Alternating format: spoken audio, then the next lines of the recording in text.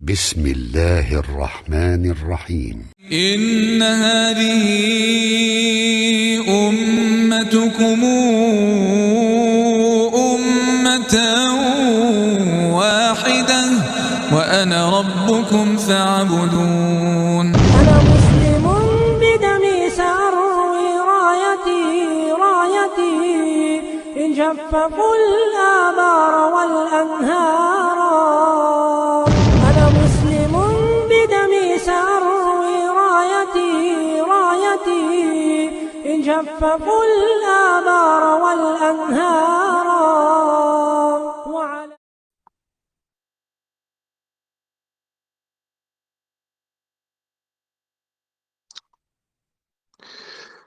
أعوذ بالله من الشيطان الرجيم. بسم الله الرحمن الرحيم. الحمد لله رب العالمين والصلاة والسلام على رسول الله وعلى آله وصحبه أجمعين. أما بعد.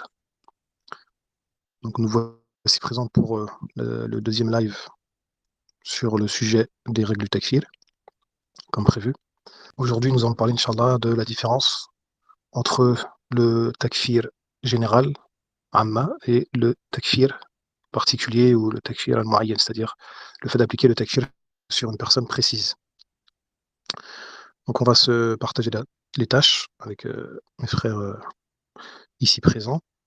Donc je vais commencer par une introduction et ensuite je céderai la parole aux autres intervenants, Inch'Allah. Donc concernant le takfir, on avait vu certaines choses la dernière fois.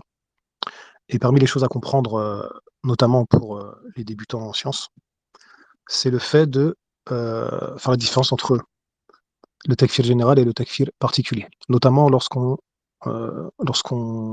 écoute des prêches ou des cours de certains savants, ou lorsqu'on lit certains de leurs écrits, les chapitres du fiqh sur l'apostasie, ou sur des sujets d'Aqida, ou sur des résumés de l'Aqida.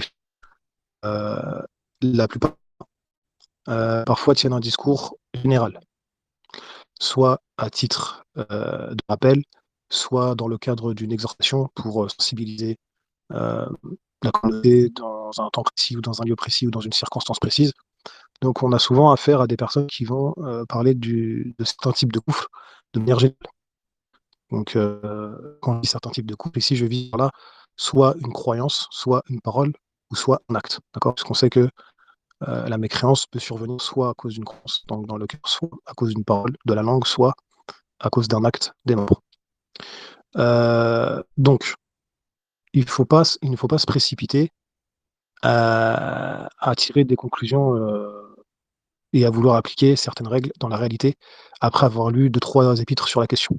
C'est une erreur qu'on trouve chez beaucoup d'étudiants en sciences, ou en tout cas des débutants dans l'étude de la science, notamment lorsqu'ils lisent la célèbre épître du cheikh Mohammed ibn Abdul Wahhab sur les annulatifs de l'islam, dans laquelle il a mentionné 10 annulatifs qui sont bien connus, même si en réalité il n'y en a pas que 10, mais comme les savants l'expliquent, il en a cité que 10 parce que la plupart du temps c'est ceux qui surviennent, ou c'est la plupart du temps c'est sur lesquels il y a unanimité, ou parce que ce sont les plus dangereux, ou ce sont les plus cités, etc. Il y a diverses interprétations quand on retourne à l'explication de cet épître par les savants. Bref, c'est pas la question.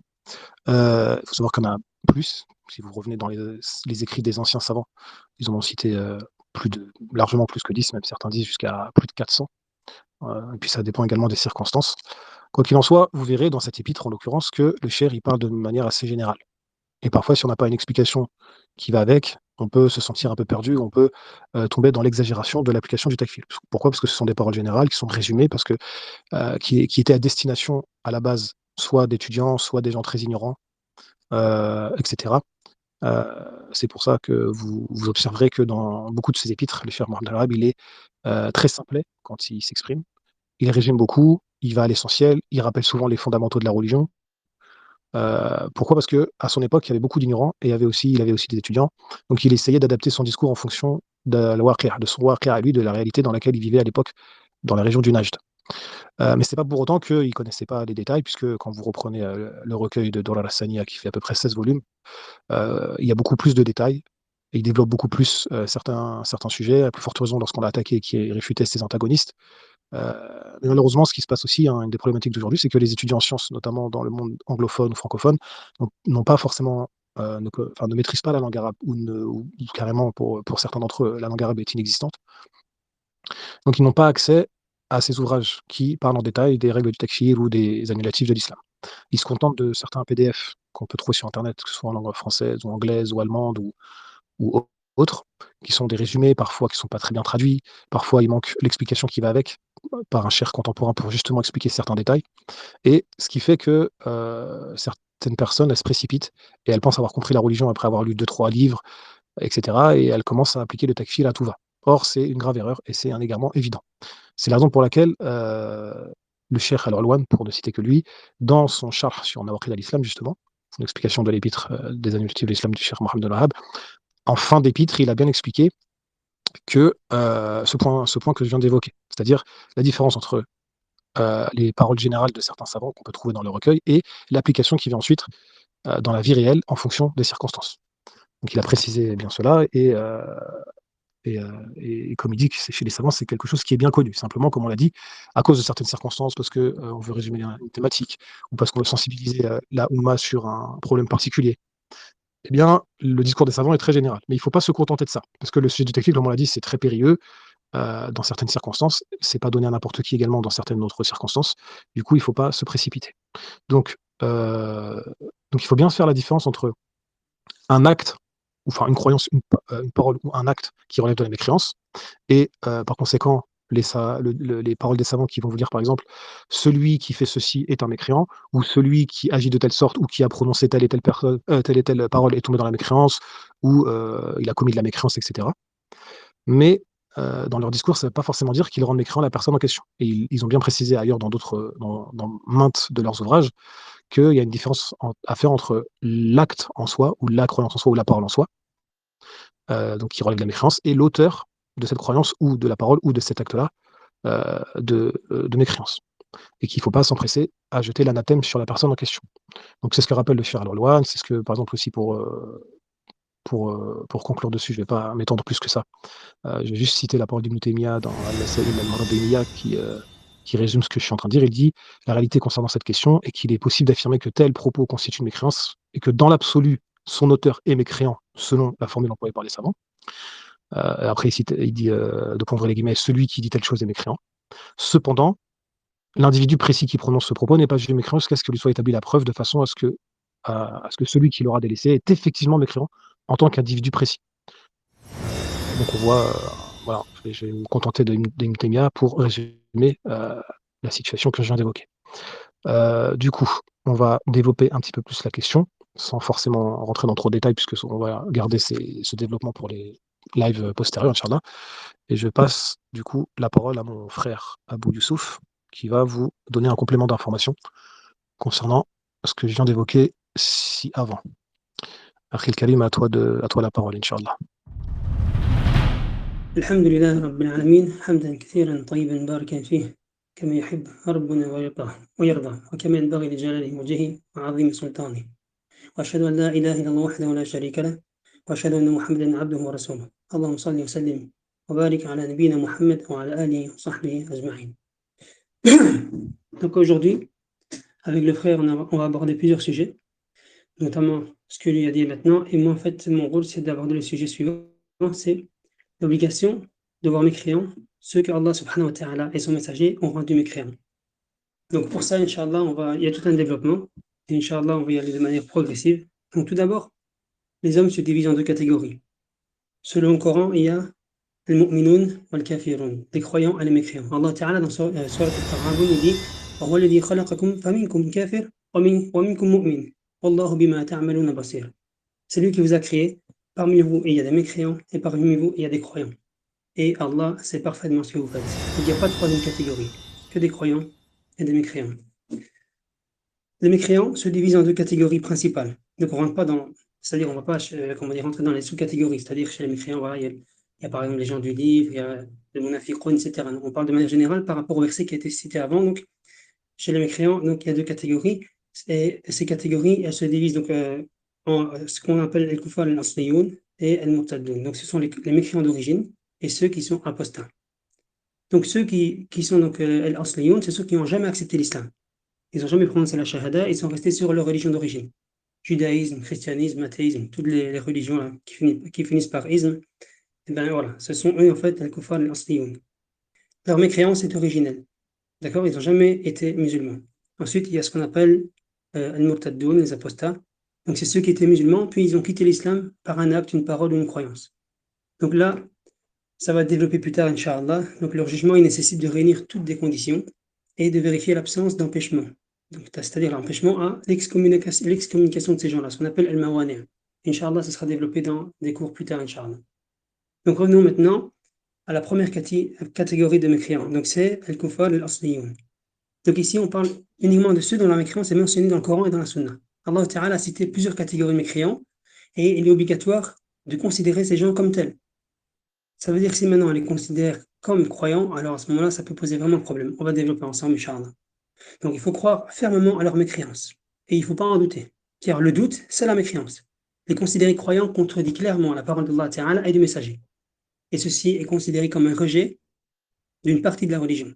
Et encore une fois, vous allez entendre beaucoup le mot mécréance, malheureusement, mais c'est le sujet, quoi. Donc, le rejet d'une partie de la religion, c'est ça la mécréance. Tout d'abord, la tête de la mécréance, qui est qui? Iblis. Allah Ta'ala dit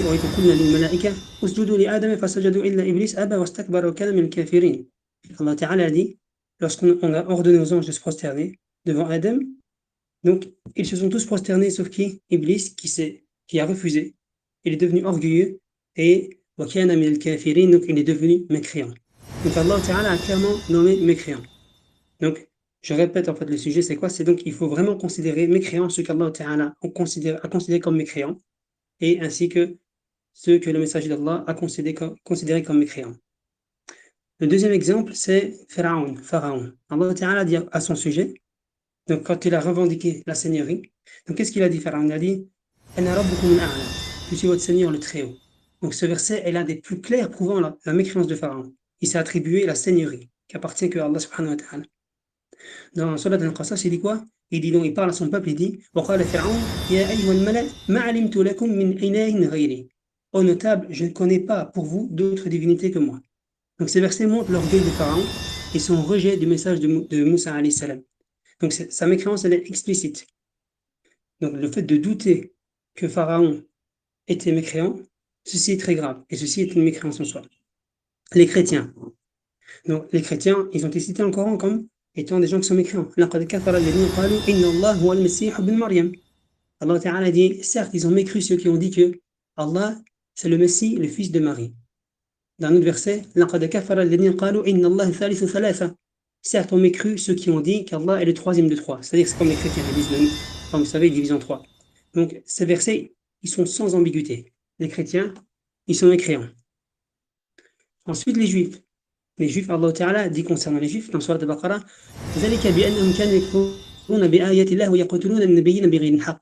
cela parce qu'ils mécroyaient au verset d'Allah, et ils tuaient les prophètes injustement. Donc, encore une fois, un verset qui contient aucune ambiguïté. Les juifs sont mécréants. Et il en est de même de la sunna. C'est-à-dire, dans la sunna, en fait, on retrouve en fait, des personnes qui ont été considérées comme mécréantes. Et il faut les considérer comme telles. Après, j'expliquerai la parole des savants. On va citer simplement leurs paroles. Quand ils expliquent en fait que celui qui ne considère pas ces gens-là comme mécréants, mais lui-même, en fait, malheureusement, il tombe dans la mécréance. Donc, on a le pharaon de cette communauté, qui est Abu Jahl. Donc, le prophète, sallallahu alayhi wa sallam, il a dit Inna li kulli umma fir'auna, wa inna fir'auna hadhihi al-umma Abu Jahl. Chaque communauté a son pharaon. Le pharaon de cette communauté, c'est Abu Jahl. Vous connaissez toute son histoire. Donc, il n'y a aucun doute sur sa mécréance. Alors, ceci, ça nous amène au cœur du sujet. L'obligation de considérer mécréants ceux que Allah Ta'ala et son messager ont déclaré mécréants. Et il n'est pas permis de douter de leur mécréance. D'ailleurs, Allah Ta'ala dit au propos de ceux qui doutent, donc il dit إِنَّمَا الْمُؤْمِنُونَ الَّذِينَ آمَنُوا بِاللَّهِ وَرَسُولِهِ ثُمَّ لَمْ يَرْتَابُوا هذا بمعنى ثُمَّ لَمْ يَشُكُّوا فِي إِيمَانِهِمْ. Donc les vrais croyants sont seulement ceux qui croient en Allah et son messager. Innama ici c'est pour le hasr, ça veut dire que c'est seulement eux les croyants, ceux qui croient en Allah et son messager, et ensuite ils ne doutent pas. C'est-à-dire qu'ils n'ont aucun doute dans leur croyance en Allah et son messager. Aucun doute dans ce que Allah Ta'ala il a dit et dans ce que le messager il a dit. Et ici, pour illustrer un peu ce qu'on vient de dire maintenant, on va citer donc la parole de deux grands savants. Donc il y a Al-Qadi Iyad, je ne sais pas si vous le connaissez, donc c'est une sommité dans la science, c'est un des grands savants du Maghreb, qui est du 4e siècle de l'Hégire, enfin, il est né en 476 et il est décédé en 544. C'est un savant malikite et c'est un grand juge. D'ailleurs, c'est pour ça qu'on dit Al-Qadi. Al-Qadi, ça veut dire le juge. C'est un juge. Et son nom, c'est Iyad. Donc, il a des paroles, en fait. Donc, il a un livre qui est très, très célèbre. Il s'appelle Al-Shifa bi ta'rif Huquq al-Mustafa. Et dedans, il dit une chose. Je vais citer la parole en arabe, Inch'Allah, et ensuite, je vais la traduire en français. Donc, il dit quoi? Il dit donc, قال القاضي عياض في كتابه الشفاء عند ذكره لما هو كفر بالإجماع ولهذا نكفر من دان بغير ملة المسلمين من الملل أو توقف منهم أو شك أو صحح مذهبهم وإن أظهر الإسلام واعتقد إبطال كل مذهب سواه فهو كافر بإظهار ما أظهر من خلاف ذلك. Donc, qu'est-ce qu'il dit? Il dit c'est pour cela que nous déclarons mécréant celui qui adopte une religion autre que la religion des musulmans ou celui qui hésite à leur sujet, ou doute, ou considère leur religion correcte, même s'il manifeste l'islam, c'est-à-dire extérieurement, tout en croyant intérieurement à son authenticité et à l'invalidité de toute autre voie, et de même mécréant en manifestant ce qui contredit cela. Vous voyez? Et il rapporte carrément à Ijma' sur ça. Donc je répète encore une fois, ici le sujet qui est traité c'est quoi? C'est déclarer mécréant ceux que Allah Ta'ala et son messager ont déclaré mécréants. Et il n'y a pas de doute là-dessus, il ne faut pas avoir de doute sur ça. Il a une autre parole, en fait, c'est dans l'Iqna' dans lequel, en fait, il dit, dans Bab al-Murtad, donc c'est-à-dire de l'apostasie, il dit أولم يكفر من دان بغير الإسلام كالنصارى واليهود أو شك في كفرهم أو صحح مذهبهم فهو كافر لأنه مكذب لقول تعالى ومن يبتغي غير الإسلام دينا فلن يقبل منه وهو في الآخرة من الخاسرين.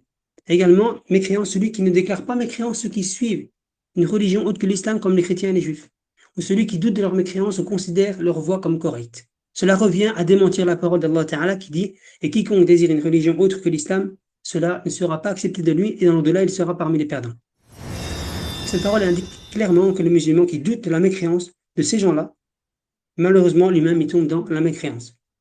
Et Inch'Allah, on va terminer par la parole donc, de l'imam al-Nawawi. Vous connaissez l'imam al-Nawawi, qui est né donc en Syrie. Il est du 7e siècle de l'Hégire, de 631, et il est mort en 676. Ce qui veut dire qu'il a vécu à peu près 45 ans. Ce qui est très peu. Et pourtant, il a laissé derrière lui un patrimoine scientifique immense, immense. Il est même considéré comme un des plus grands savants de l'islam. C'est une référence dans le fiqh, dans le hadith, dans les sciences du cœur. Donc, vous connaissez tous Riyad al-Salihin, Al-Arba'in al-Nawawiyya. Donc, il a un autre livre qui s'appelle Rawda al-Talibin. Et dedans, il dit quoi? Il dit من لم يكفر من دان بغير الإسلام كالنصارى أو شك في تكفيرهم أو صحح مذهبهم فهو كافر وإن أظهر مع ذلك الإسلام واعتقده. Celui qui ne déclare pas mécréant, celui qui suit une religion autre que l'islam, comme les chrétiens, ou bien celui qui doute de leur mécréance ou considère leur voie comme correcte, alors il est mécréant, même s'il affiche extérieurement l'islam et il y croit intérieurement. Tout ça pourquoi? Parce que dans le Coran, on a des textes très clairs par rapport à ça. Et encore une fois, ici, c'est ce qu'on appelle en fait al-Kufar al-Asliyoun. Ce sont les musulmans, enfin, ce sont les kuffars qui ne se sont pas affiliés à l'islam, ils n'ont pas prononcé l'attestation de foi. D'accord? Pour cela, Inch'Allah, il y aura des cours par après, dans lesquels on va expliquer les conditions et aussi les empêchements. Je rappelle la parole du prophète, sallallahu alayhi wa sallam, qui a dit quoi? Il a dit Walladhi nafsu Muhammad biyadi. La yasma' bi ahad min hadhihi al-umma la yahudi wa la nasrani thumma yamut wa lam yu'min billadhi ursiltu bih illa kana min ashabi an-nar. Par celui qui détient l'âme de Muhammad dans sa main, nul parmi cette communauté, qu'il soit juif ou chrétien, n'entend parler de moi, puis meurt sans croire à ceux avec quoi j'ai été envoyé, sans qu'il soit parmi donc les gens de l'enfer. Ce hadith confirme que tous ceux qui refusent le message de l'islam sont mécréants. Ils sont mécréants. Et dans le Coran, Allah Ta'ala dit Inna dina inda Allah l'islam. Inna dina inda Allah l'islam. Certes, la religion près d'Allah, c'est l'islam. Donc, on va terminer par une dernière phrase, Inch'Allah. C'est le musulman doit considérer mécréants ceux qu'Allah Ta'ala et son messager ont désignés comme tels. Et douter de leur mécréance, ou les considérer croyants, provient à rejeter une partie du Coran ou de la Sunna. Et c'est ça, la mécréance. Voilà, donc j'ai terminé. Je vais passer la parole au frère qui va, Inch'Allah, continuer le sujet qu'il doit traiter. Barakallahu fikum. Assalamu alaikum wa rahmatullahi wa barakatuh.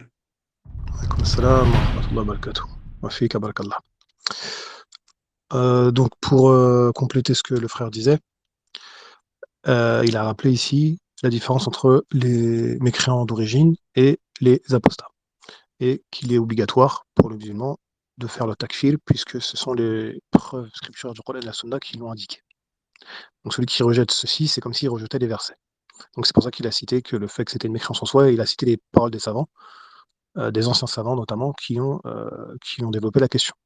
C'est la raison pour laquelle, en réalité, quand le cheikh Mohammed ibn Abdul Wahhab, il a indiqué cela dans son troisième annulatif, dans sa Risala que j'ai évoqué tout à l'heure, en fait, il ne faisait que répéter le jugement des anciens savants avant lui. Il n'a rien inventé, ce n'est pas une innovation, contrairement à ce que des gens pensent aujourd'hui du fait qu'ils n'ont pas une connaissance approfondie des sciences religieuses, et qui, à plus forte raison, ne maîtrisent pas la langue arabe et sont incapables de retourner dans les textes des anciens savants.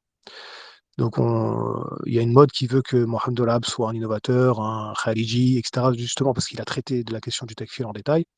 Mais comme la plupart des débutants ou des non-arabophones n'ont accès qu'à des épîtres résumés de ses propos en langue française, anglaise ou européenne ou autre, eh bien ils ignorent le fait qu'il a détaillé la question et qu'en réalité il répétait l'enseignement de ses prédécesseurs avant lui.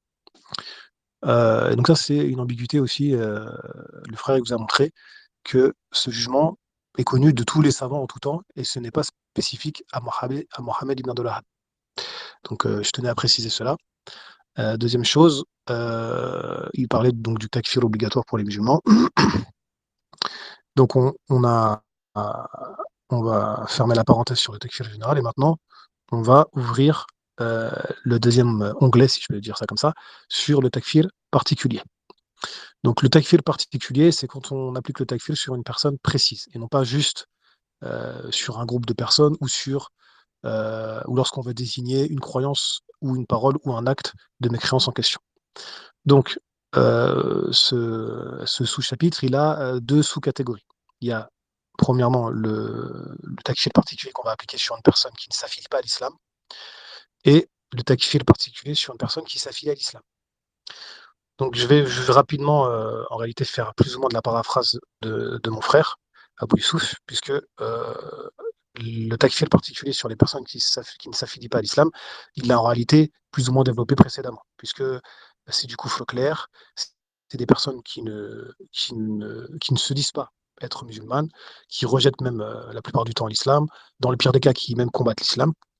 Donc ces personnes-là, si vous avez affaire à des individus précis qui rentrent dans ce genre de catégorie, il n'y a pas de doute à avoir sur leur mécréance, d'accord, qu'ils soient athées, déistes, juifs, chrétiens, hindouistes, ce que vous voulez. À partir du moment où ils s'affilient à une autre religion et qu'ils ne s'affilient pas à l'islam, et à plus forte raison s'il extériorise sa mécréance par des propos ou des actes, et comme je dis, dans les cas extrêmes, même un combat contre l'islam, ces gens-là, il est obligatoire pour chaque musulman de lui faire son takfir. Il n'y a pas de règle à respecter, c'est un takfir direct. Et si vous faites l'inverse, vous contredisez les versets du Coran et les hadiths que le frère a cités précédemment, notamment le fameux verset dans Surat Al-Imran, Inna ad-dina 'inda Allah al-Islam. Et on parlera plus tard, Inch'Allah, de l'ambiguïté que certains ont émise sur le fait que les gens du livre rentrent au paradis ou qu'ils sont considérés comme des musulmans, à cause de leur mauvaise compréhension et interprétation de certains versets qu'on trouve justement dans Surat Al-Baqarah, Surat Al-Imran ou Surat de Mursi Al-Maïda. On expliquera pourquoi ils sont trompés dans l'interprétation et pourquoi ici il n'y a aucunement fait mention d'une mécréance claire et de personnes qui s'affilient à une autre religion que l'islam.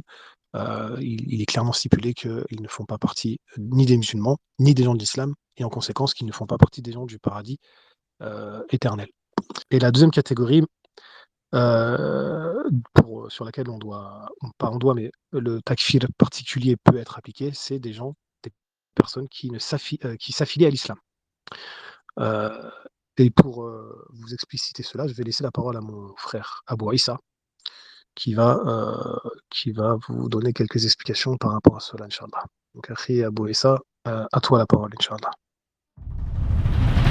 Barakallahu fik. Salam alaikum wa rahmatullah. Est-ce que tout le monde m'entend bien? Le micro il est clair? Oui, on t'entend bien, le micro il est clair, Inch'Allah. أغفر الله إن شاء الله. الحمد لله رب العالمين والصلاة والسلام على أشرف الأنبياء والمرسلين نبينا محمد وعلى آله وصحبه أجمعين أما بعد. Donc, comme les frères, ils ont dit Barakallahu fihum, là, on va rentrer dans un sujet relié à ce qu'ils disaient.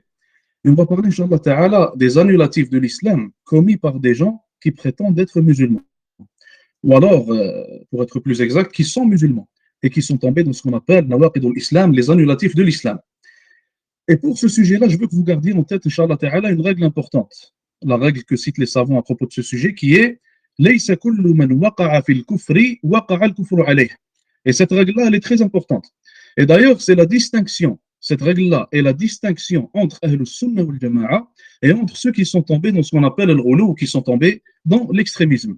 Ahlus Sunnah wal Jama'a disent que celui qui tombe dans la mécréance, celui qui commet la mécréance, alors il ne devient pas nécessairement mécréant. Et il faut établir certaines conditions, il faut faire disparaître certaines, on appelle ça en arabe, al-mawani', certains empêchements, pour que cette personne soit en réalité mécréante. Et ça, on va le détailler, Inch'Allah Ta'ala, dans d'autres cours, on va en parler plus en détail. On va parler, Inch'Allah Ta'ala, de chaque condition et on va parler de chaque empêchement. Mais pour l'instant, ce qu'il faut savoir, c'est que cette règle-là est en réalité un pilier de notre sujet. Donc, je répète la règle, Inch'Allah, laysa kullu man waqa'a fil kufri waqa'a al-kufru alayh. Ce n'est pas toute personne qui commet de la mécréance, qui tombe dans un annulatif de l'islam, qui devient nécessairement directement mécréante par après. Il faut savoir que les gens qui sont musulmans et qui commettent des annulatifs de l'islam, on peut diviser en réalité les annulatifs dans lesquels ils tombent en deux. On peut les diviser en deux types. On a le premier type qui sont des nawaqid wadiha. On a le premier type qui sont des annulatifs de l'islam qui sont clairs, à propos desquels il n'y a pas d'ambiguïté. Et le deuxième type, ce sont des nawaqid ghayru wadiha, des nawaqid, des annulatifs de l'islam, à propos desquels il y a ambiguïté, qui sont en réalité, en quelque sorte, on peut les appeler, comme ça, on peut dire qu'ils sont une zone grise. Et on va expliquer, Inch'Allah Ta'ala, ce qu'on veut dire par là. On commence, Inch'Allah, avec le premier type, donc, al-nawaqid al-wadiha, les annulatifs de l'islam qui sont clairs. Dans ce cas-là, dans le cas où un musulman commet un annulatif de l'islam qui est clair, il devient obligatoire à tout musulman de faire son takfir. Et là, la règle que notre frère Abou Youssef, Jazahullah khair, il a citée, elle va s'appliquer dans notre cas ici. La règle qui est Man lam yukaffir al-kafir fahuwa kafir. Celui qui ne cite pas, celui qui ne croit pas que le mécréant est mécréant, alors il devient lui-même mécréant dans ce cas-là. Et on donne des exemples, Inch'Allah Ta'ala, pour faciliter la compréhension. Mathalan, une personne qui insulte Allah subhanahu wa ta'ala. Donc une personne prétend l'islam, il est musulman, et il va insulter Allah Azza wa Jal. Il va l'insulter d'une manière claire, avec des paroles qui sont une insulte claire. Dans ce cas-là, on ne va pas commencer à chercher à propos des conditions, on ne va pas commencer à chercher à propos des empêchements du takfir, mais plutôt dans ce cas-là, on va directement faire le takfir de cette personne-là. Donc moi, en tant que musulman, il y a quelqu'un à côté de moi qui prétend être musulman, qui insulte Allah Azza wa Jal. Quel est mon devoir? Mon devoir est de croire directement que cette personne est mécréante. Dans ce cas-là, je le répète encore une fois, il n'y a ni condition à voir, ni empêchement à voir. On ne porte pas attention à tout cela, la personne devient mécréante directement. Un autre exemple, une personne qui va brûler le livre d'Allah subhanahu wa ta'ala. Une personne est devant moi, elle prétend être musulmane, et tu la vois brûler le livre d'Allah Azza wa Jal. Tu la vois mal agir vis-à-vis, ou plutôt agir de manière insultante vis-à-vis du livre d'Allah Azza wa Jal. Tu la vois brûler des hadiths du prophète alayhi salatu wassalam, en sachant ce qu'elle fait. Elle fait une chose par exprès, elle sait très bien ce qu'elle est en train de faire. Alors dans ce cas-là, encore une fois, on ne porte pas attention ni aux conditions, ni aux empêchements. Cette personne, elle devient mécréante directement. Et à nous d'y croire, c'est une obligation pour tout musulman de croire que cette personne, elle est mécréante. Un troisième exemple, une personne qui prétend être musulmane, un soi-disant musulman, qui vient te voir et il te dit que, il a développé une certaine croyance en les awliya, donc les saints, les awliya qui sont des gens à qui les soufis prêtent beaucoup d'importance, les chiites, les soufis, etc. Donc il va te dire que tel wali a des pouvoirs ou il a des attributs divins. Il entend tout, ou alors il sait tout, ou alors il peut répondre aux invocations, ou alors tel wali mérite d'être adoré, et lui il va te dire qu'il croit en cela. Donc toutes ces croyances-là font sortir cette personne de l'islam, et ces croyances-là en réalité, il n'y a pas d'excuse là-dedans, on ne prête pas encore une fois attention ni aux conditions, ni aux empêchements, et il est de notre devoir en tant que musulmans de faire le takfir de cette personne-là directement. On prête attention à rien du tout, ni conditions, ni empêchement, mais plutôt, automatiquement pour nous, cette personne doit être vue comme étant un mécréant tout simplement. Donc pour résumer, là ce qu'on vient de voir, c'est le premier type qui sont les annulatifs de l'islam qui sont clairs, à propos desquels il n'y a pas d'ambiguïté. Et par après, ou plutôt avant de finir avec ça, on peut citer une histoire مثلا, qui a eu lieu à l'époque de Sahaba radiyallahu ta'ala anhum.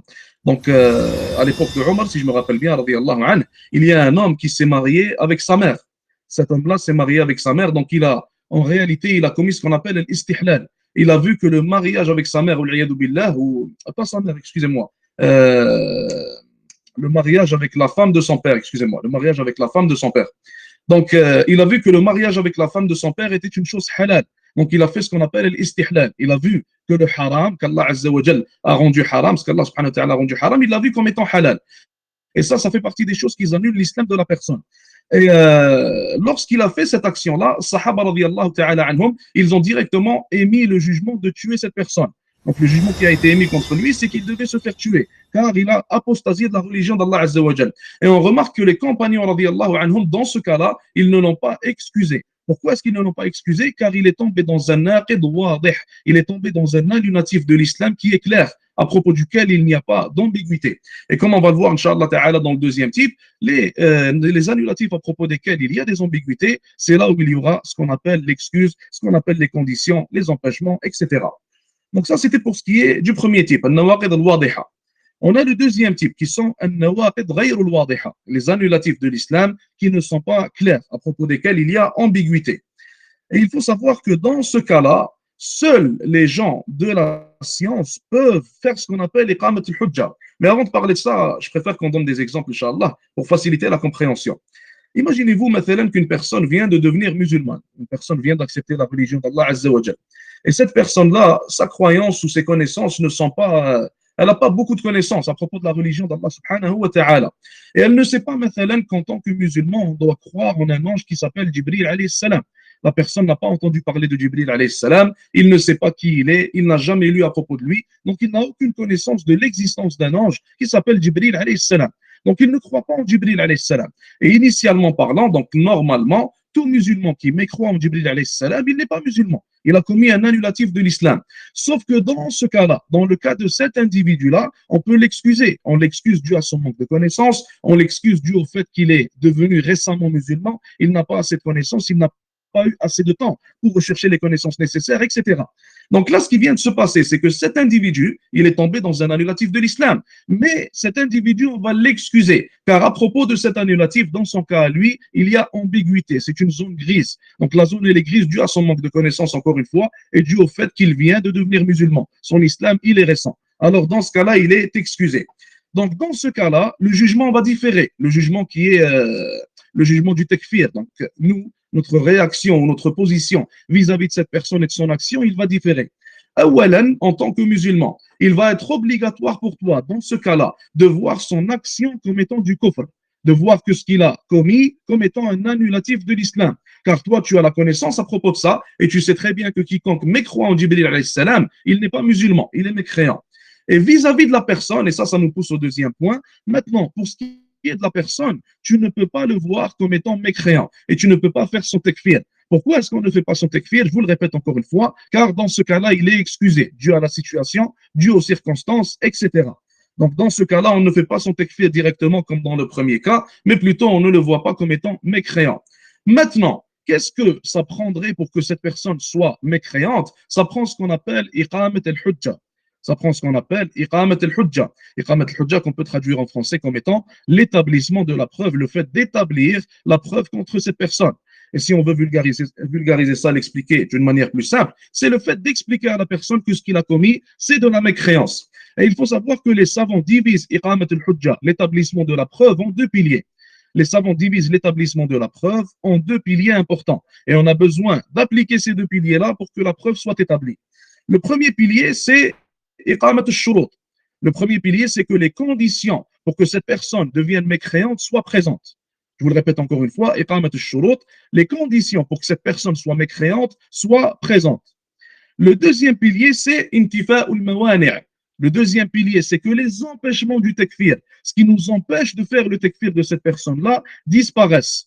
Que la personne, lorsqu'elle explique en réalité le kufr de cette action-là à l'individu, elle lui explique, elle fait disparaître plutôt les empêchements qu'il y a entre nous et entre le fait de faire le takfir de cette personne-là, ou alors plus précisément entre la personne et entre le fait de tomber dans la mécréance.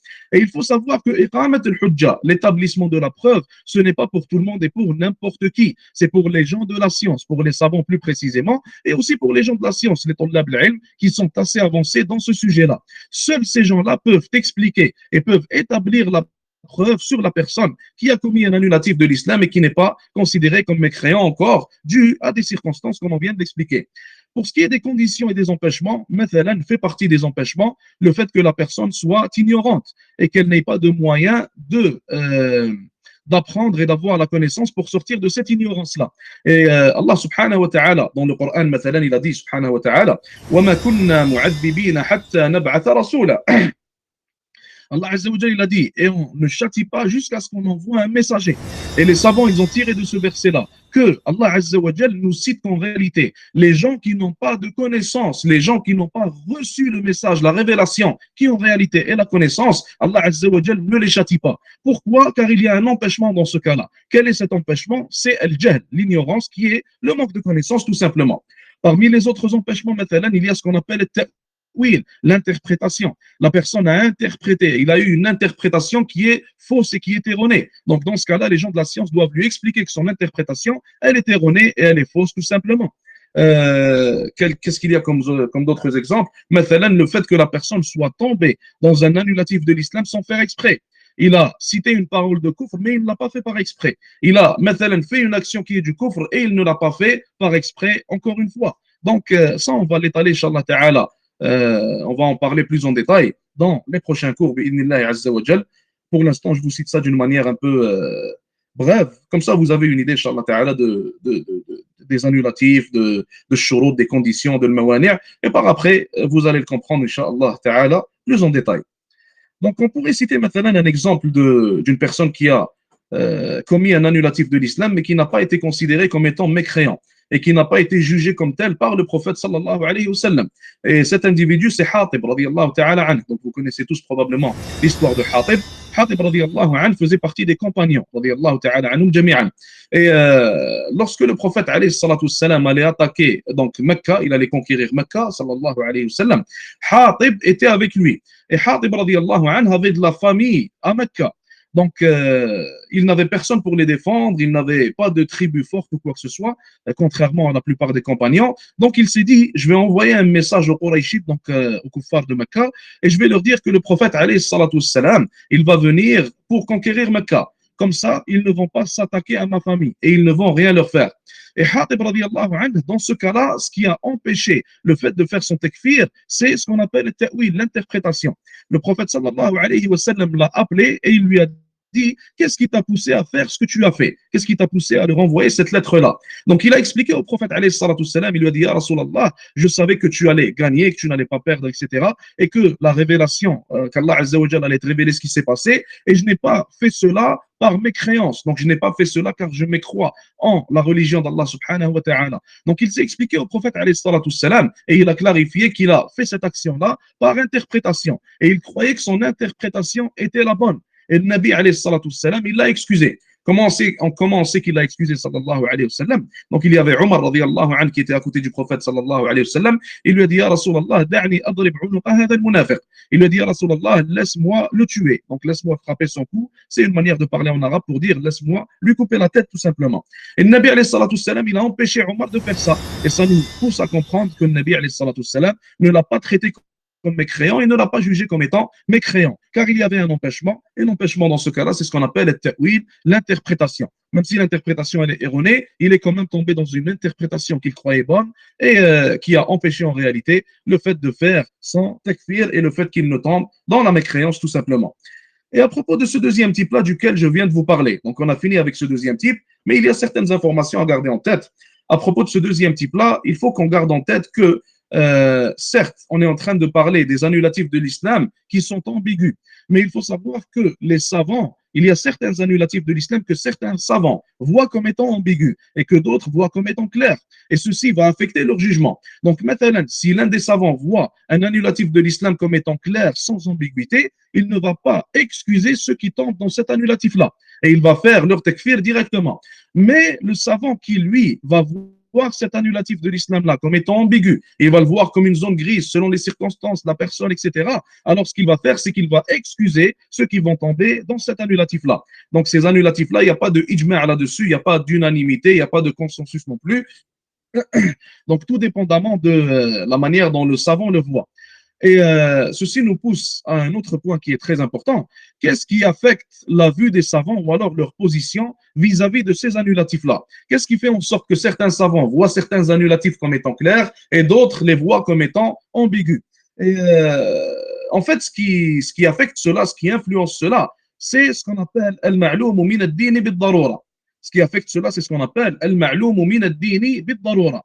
Qu'est-ce que le ma'loum min ad-din bid-darura? C'est ce que tout musulman devrait savoir. Tout musulman devrait le savoir en réalité.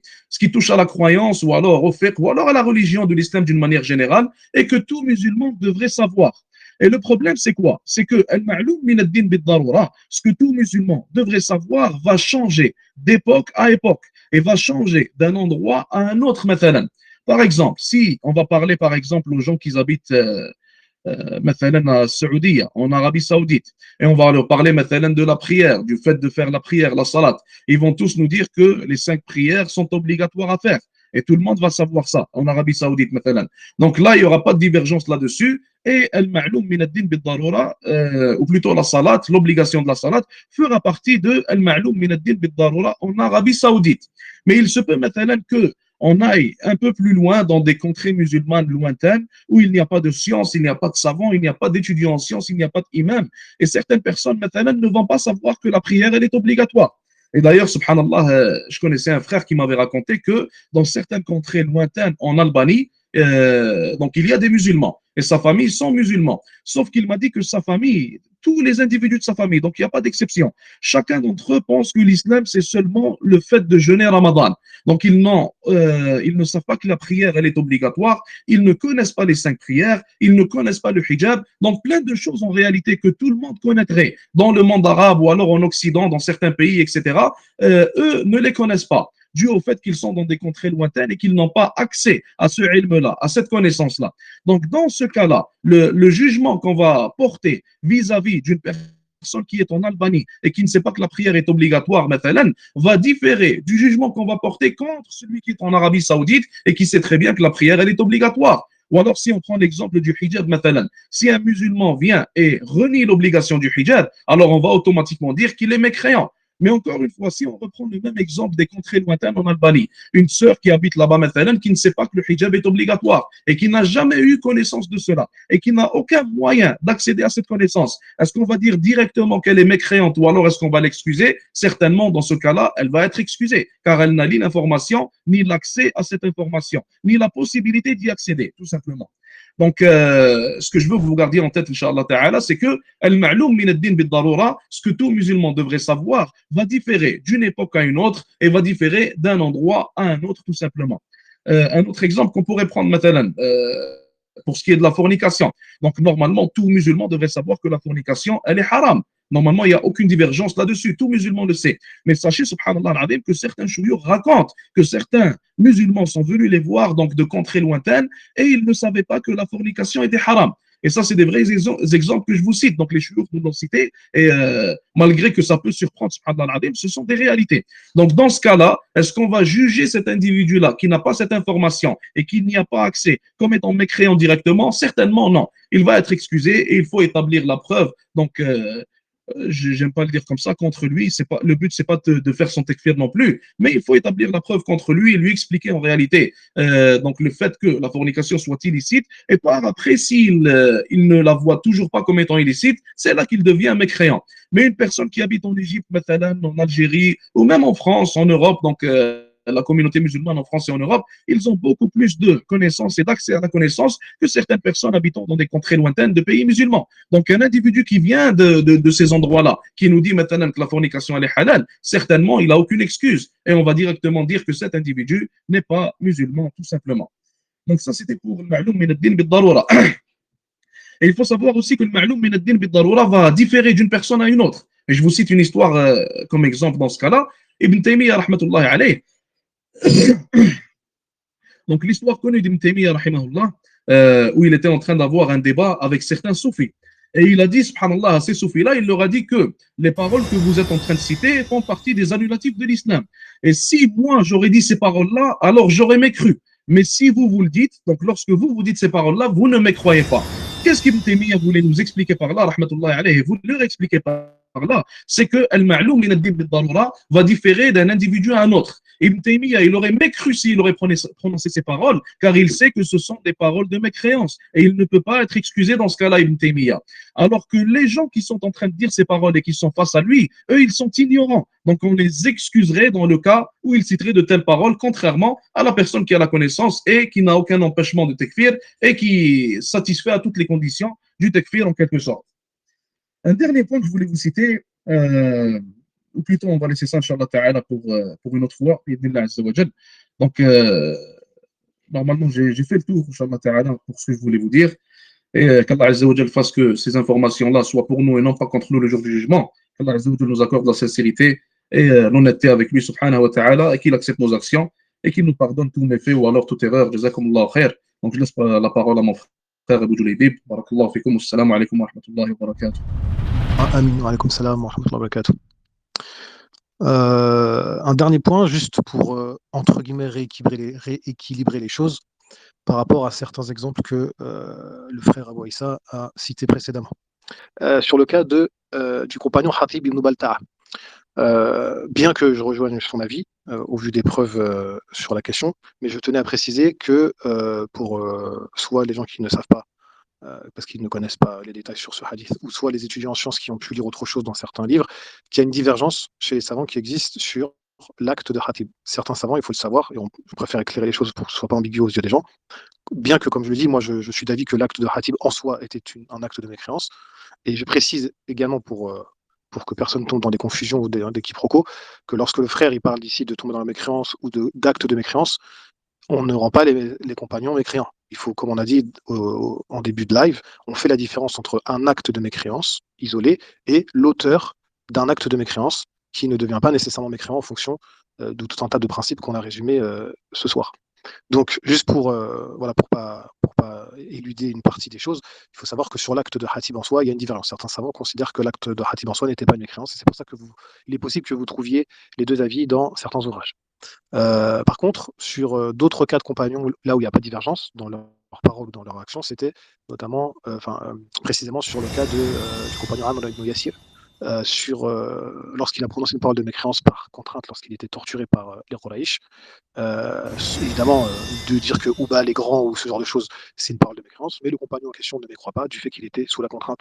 Et d'où la révélation du verset de 106 de la sourate An-Nahl. Et on reparlera plus en détail de ce cas. Un autre cas aussi d'un compagnon qui a commis un acte de mécréance, et je tiens à préciser encore une fois qu'on ne dit pas qu'il est tombé dans la mécréance ou qu'il a mécru, c'est le cas de Qudama lorsqu'il a autorisé l'alcool pour, d'après lui, ceux qui croient qu'ils accomplissent de bonnes œuvres, puisqu'il a mal interprété le verset dans la sourate Al-Maïda. Donc son acte en soi était un acte de mécréance, mais il n'a pas mécru du fait de sa mauvaise compréhension du verset. Et ça, c'est aussi ce que Ibn Taymiyyah rapporte dans Majma' al-Fatawa, le volume 7. Je donne les références pour ceux qui veulent aller vérifier pour que les gens savent qu'on ne raconte pas n'importe quoi ou qu'on ne parle pas de notre tête ou de nos passions. Donc, Majma' al-Fatawa, volume 7, page 609 à 619, il prend l'exemple justement de Qudama pour expliquer et résumer tout ce que le frère Abou Issa, et même Abou Youssouf d'ailleurs, ont expliqué précédemment. À savoir qu'un acte est considéré comme de la mécréance en fonction des cas et que l'auteur de l'acte n'est pas forcément mécréant à cause soit des empêchements ou soit des conditions qui ne sont pas réunies. Donc c'est l'avis d'Ibn Taymiyyah également lorsqu'il a pris en considération l'exemple du compagnon Qudama. Donc il a pris cet exemple pour expliquer justement les règles à observer dans le cas du takfir. Donc, voilà, je tenais juste à préciser ça pour éviter toute ambiguïté et tout quiproquo qui pourrait survenir à la suite de certaines lectures ou de certaines interventions qu'un cheikh peut avoir dans un cours, etc. Donc on s'arrête ici pour aujourd'hui et comme les frères l'ont stipulé, on reparlera en détail. Je pense que la semaine prochaine ce sera le sujet sur les shurut et les mawanir, donc les conditions et les empêchements. Qu'Allah facilite, amin au doigt des frères, qu'Allah les préserve, leur famille et l'ensemble des musulmans à travers le monde. Wallahu a'lam, subhanakallahumma wa bihamdik, ashhadu an la ilaha illa anta astaghfiruka wa atubu ilayk, walhamdulillahi rabbil alamin.